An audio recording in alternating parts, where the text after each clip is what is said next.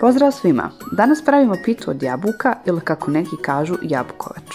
Kako je vi zovete i koji vam je naziv draži? Pišite mi u komentarima. Prije nego što počnemo praviti ovu sočnu tradicionalnu poslasticu, zamolila bi vas da me podržite i besplatno se pretplatite na moj YouTube kanal.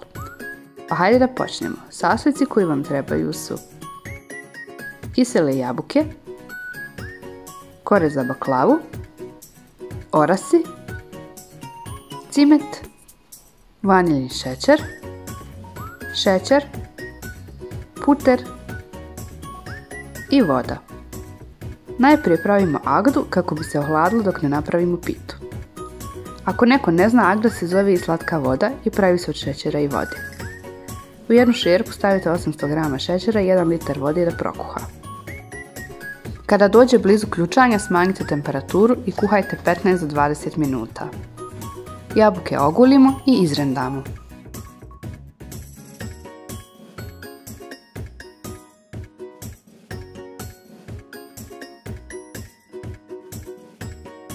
Stavite ih da se dinstaju na laganoj vatri i dodajte 2 pune kašike šećera. Treba će im otprilike 7 do 8 minuta da dovoljno omekšaju. U ovom momentu kuća tako predivno miriše da svi jedva čekaju da pita bude gotova.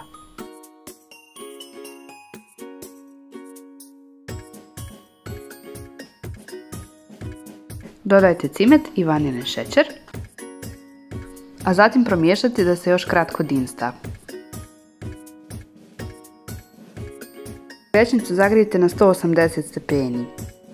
Ovo pakovanje sadrži 15 kora, tako da ja filujem po 3 kore, da bi na kraju dobila 5 filovanih rolni. Ono što želim da napomenem je da sam koristila pleh dimenzija 35 x 25 cm, tako da su se rolne savršeno uklopile. Prvu koru premažemo puterom.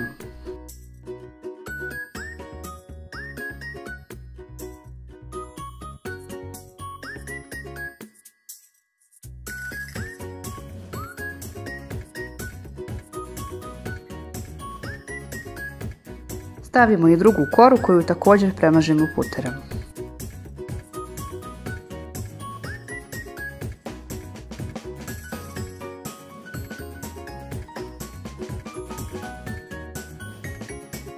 A zatim i treću, pa ponovimo isti postupak.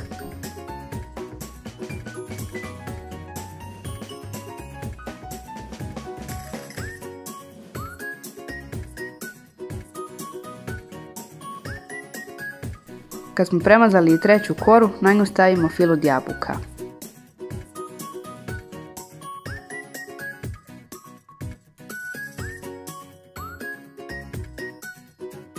Pospite orosima i urolajte. Isti postupak ponovite sve dok ne potrošite sve kore. Pleh premažite puterom i poredajte filovane rolne.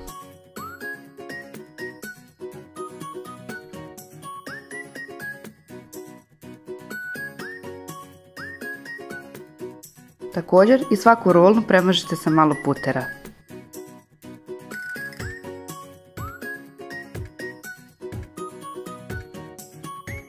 Izrežite ih na željenu veličinu i vaša pita konačno može na pečenje.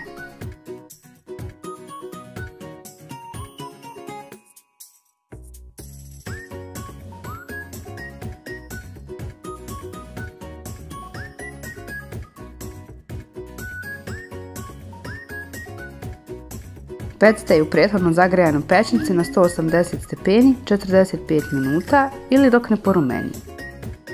Kada je pita gotova, prohladite je 10 minuta, a zatim zalejte sa prohlađenom agdom. Iskoristite pola agde odmah, pa sačekajte da vam pita upije. A zatim zalijte pitu ponovo sa ostatkom agde. Jabukovaču dobro ohladimo na sobnoj temperaturi, a je tek onda smjestimo u frižider. Možete je jesti i prohlađenu, ali najukusnija je kada prenoći. Ako vam se video sviđa, ostavite like i besplatno se pretplatite na moj kanal. Nadam se da ste uživali, veliki pozdrav!